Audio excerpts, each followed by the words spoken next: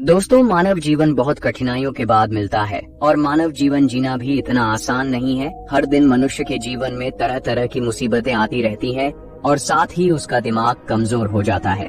आज की इस कहानी के माध्यम से जानते हैं कि मनुष्यों में ऐसी कौन सी आदतें पाई जाती है जो उनके दिमाग को धीरे धीरे कमजोर करती हैं। मित्रों, दिमाग हमारे शरीर का महत्वपूर्ण अंग है।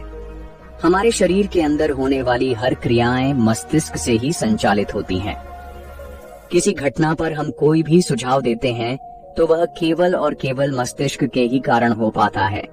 अगर आप अपने किसी भी शरीर के हिस्से या हाथ को मोमबत्ती की तरफ लेकर जाते हैं तो वह आपके हिस्से को जला देती है, लेकिन इसका संदेश सबसे पहले मस्तिष्क तक पहुंचता है और तभी आप अपना हाथ जल्दी से हटा लेते हैं, क्योंकि आपके मस्तिष्क में यह बात आ जाती है कि अगर हाथ को मोमबत्ती के पास ज्यादा समय तक रखा तो हाथ जल जाएगा।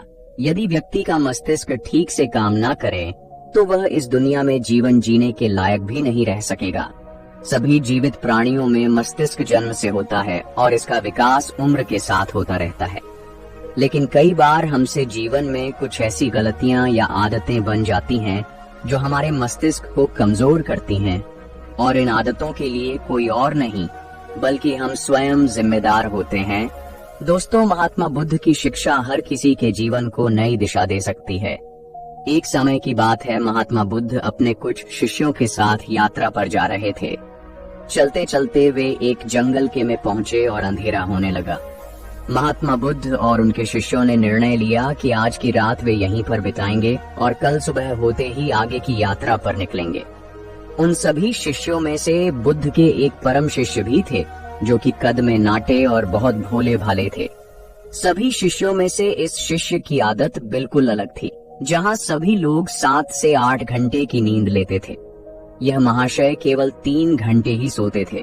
इनका मानना था कि जो लोग अधिक सोते हैं वह आलसी होते हैं। महात्मा बुद्ध के इस शिष्य को भोजन करना बहुत अधिक पसंद था। जब वे भोजन करने बैठते थे तो अन्य सभी शिष्यों के हिस्से का भी भोजन कर लेते थे। इसी प्रकार उनकी कई ऐसी आदतें थीं जो अन्य शिष्यों को परेशानी में डाल देती थीं। उस रात जब महात्मा बुद्ध और उनके शिष्यों ने जंगल के किनारे पर डेरा डाला, तब दूर दूर तक पानी की कोई व्यवस्था नहीं दिख रही थी। इस बार पानी खोजकर लाने की जिम्मेदारी बुद्ध के उन भोले भाले शिष्य को दी गई। महाशय मटका लेकर पानी की खोज में निकल पड़ा। उसका शरीर पहले से थका हुआ था। काफी सोच विचार करते करते और चलते चलते आखिरकार उसे तालाब दिख गया। उसने तालाब से मटके में पानी भरा और पानी लेकर जैसे ही आगे बढ़ा, वहीं पर चक्कर खाकर गिर पड़ा। उधर महात्मा बुद्ध और उनके अन्य शिष्य उनकी प्रतीक्षा करते रहे। जब प्रतीक्षा में पूरी रात बीत गई, तब अगली सुबह महात्मा बुद्ध स्वयं अन्य शिष्यों के साथ अपने उस शिष्य की खोज में निकल गए जो रात से वापस नहीं लौटा था। सभी लोग उसे खोजते हुए तालाब के पास पहुंचे और मूर्छित हुए शिष्य को होश में लाने का प्रयास किया। जब वह शिष्य होश में आया और महात्मा बुद्ध को अपने सामने देखा तो चौंक गया। उसे कुछ भी याद नहीं था कि वह तालाब के पास क्या कर रहा है। उसके इस व्यवहार को देखकर अन्य सभी शिष्य उस पर हंसने लगे और उसे मंद बुद्धि कहकर चिढ़ाने लगे। वह भोला भाला शिष्य वहीं पर रोने लगा और कहने लगे कि हाँ, मैं मंद बुद्धि हूँ। तब महात्मा बुद्ध ने सभी को शांत कराया और अपने शिष्य को समझाते हुए बोले कि हम सभी ने देखा है तुम्हारी आदतें अन्य मनुष्यों से बिल्कुल अलग हैं। तुम बहुत कम सोते हो और बहुत अधिक खाते हो। मैंने तुम्हारे अंदर एक नकारात्मक जीव को महसूस किया है जो तुम्हारे मस्तिष्क को दिन रात कमजोर कर रही है। तब वह शिष्य और अधिक तेज से रोने लगा और कहने लगे कि गुरुदेव, अब आप भी मुझे मंद बुद्धि कह रहे हैं। तब महात्मा बुद्ध ने कहा कि नहीं, ऐसा नहीं है। तुम एक होशियार और बुद्धिमान मनुष्य हो, किंतु तुमने कुछ ऐसी आदतों को पाल रखा है जिसके कारण तुम्हारा मस्तिष्क कमजोर हो रहा है। तब शिष्य ने कहा कि हे गुरुदेव, ऐसी कौन सी आदतें हैं जिनसे मनुष्य का मस्तिष्क कमजोर होता है? तब महात्मा बुद्ध ने कहा कि आज मैं तुम्हें बताता हूँ कि ऐसी कौन सी आदत है जो मनुष्य के मस्तिष्क को कमजोर करती है। मेरी बात को सभी लोग ध्यान से सुनना।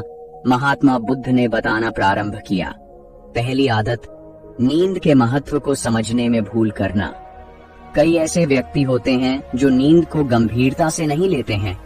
उनका यह मानना होता है कि ज्यादा सोना समय की बर्बादी होती है। यदि वे कम सोएंगे तो अधिक कार्य कर पाएंगे और अधिक सक्रिय रहेंगे, जबकि यह सोचना बिल्कुल गलत है। नींद हमारे शरीर की एक मुख्य आवश्यकता है। दिन भर काम करने के बाद जब शरीर थक जाता है तो उसे कम से कम 5 से 6 घंटे की नींद की आवश्यकता पड़ती है। तभी जाकर वह अगले दिन के लिए सक्रियता से तैयार हो पाता है। कम सोने वाले व्यक्तियों की मानसिक क्षमता भी कमजोर मानी जाती है। इसीलिए मस्तिष्क को तरोताजा और तेज रखना है तो रोज 5 से 7 घंटे जरूर सोए। दूसरी आदत, आवश्यकता से अधिक भोजन करना। कई व्यक्ति ऐसा सोचते हैं कि एक ही जीवन मिला है, इसलिए इसे खाने पीने और मौज करने में बिताना चाहिए, और इसी सोच के कारण वह आवश्यकता से अधिक खाना खाने लगते हैं। न तो उनके खाने में किसी प्रकार की कोई गुणवत्ता होती है और न ही वह कभी खाने की मात्रा पर ध्यान देते हैं। कई लोगों को लगता है कि अधिक खाने से शरीर को अधिक ताकत मिलती है, जबकि ऐसा कुछ नहीं है। अधिक खाने से शरीर में केवल बीमारियां ही लगती हैं। कभी पाचन संबंधी बीमारी तो कभी शरीर का मोटापा। यह सब कुछ खाने की गलत मात्रा और उसकी गुणवत्ता के कारण ही होता है। जब व्यक्ति का शरीर बीमार रहेगा तो इसका असर मस्तिष्क पर भी होगा। इसलिए अपने मस्तिष्क को तेज रखने के लिए सही मात्रा में और सही गुणवत्ता वाला भोजन करना चाहिए। तीसरी और खास आदत, खुद को कार्य करने की मशीन समझना।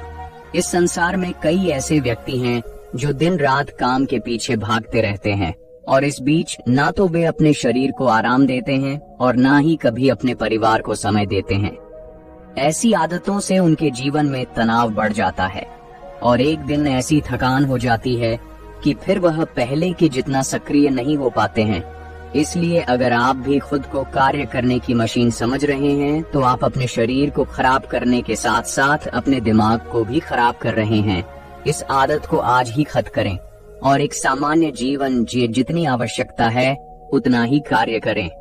चौथी आदत, बुरी आदतों की भरमार रखना। कई व्यक्तियों में आलस्य इतना अधिक होता है कि वह किसी भी काम को ठीक से नहीं कर पाते हैं।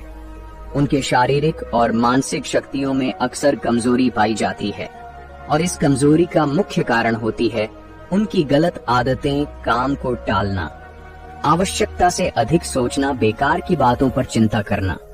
ये सभी दिमाग को कमजोर कर देने वाले लक्षण होते हैं।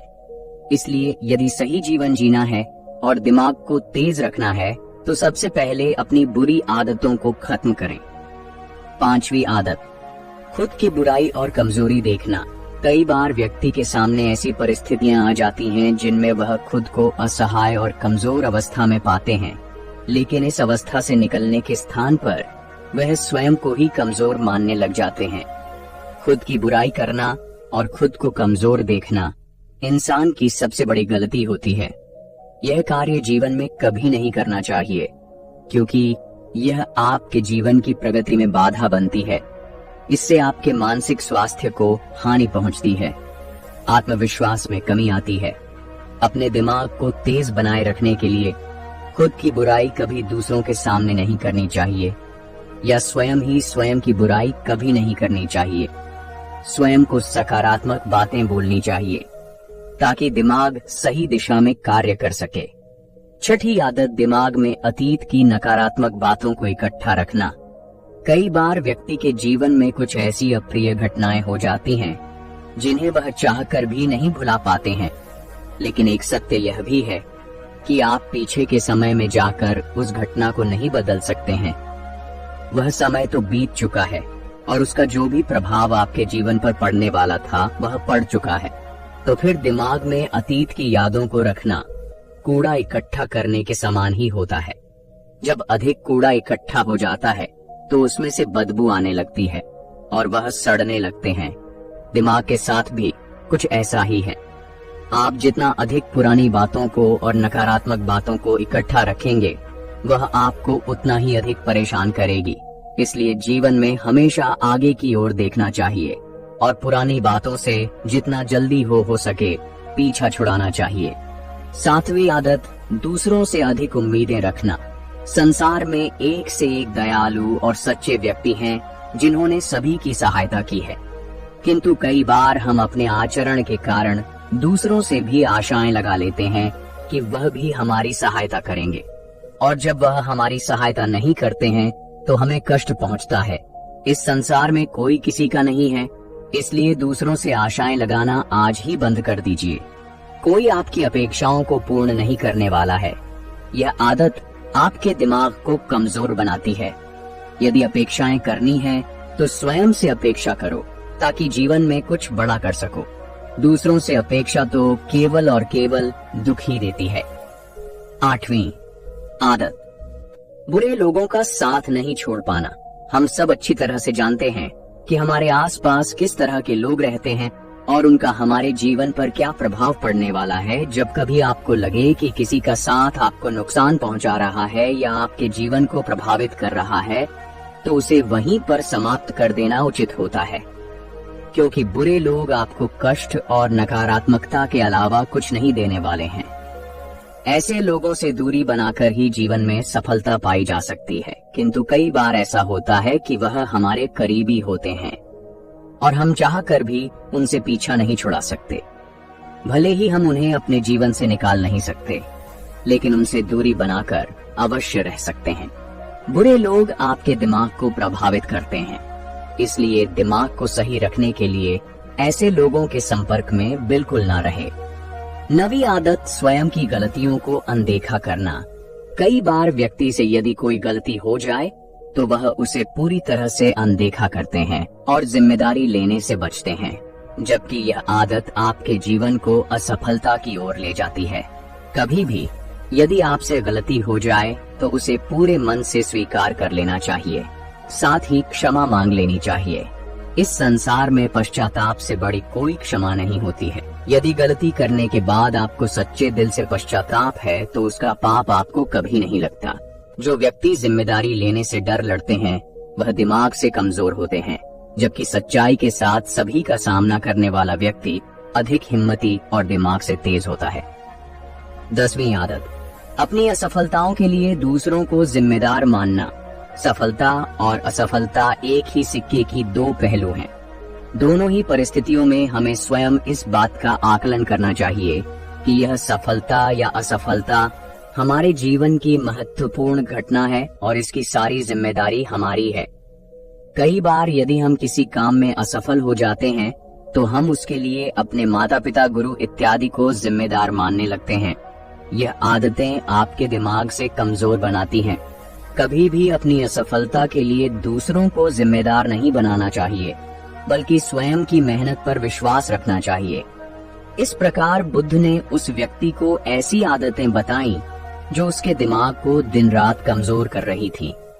उस व्यक्ति ने सच्चे मन से बुद्ध को बताया कि हाँ, यह सब उसकी आदतें हैं और वह अपनी इन गलत आदतों के लिए स्वयं को जिम्मेदार मानता है। साथ ही वह वादा करता है कि वह इन सभी गलत आदतों से छुटकारा पाने के लिए पूरा प्रयास करेगा। तो दोस्तों, मुझे पूरी आशा है कि इस कहानी से आपको शिक्षा मिली होगी और इस मोटिवेशनल स्टोरी से आपको प्रेरणा मिली होगी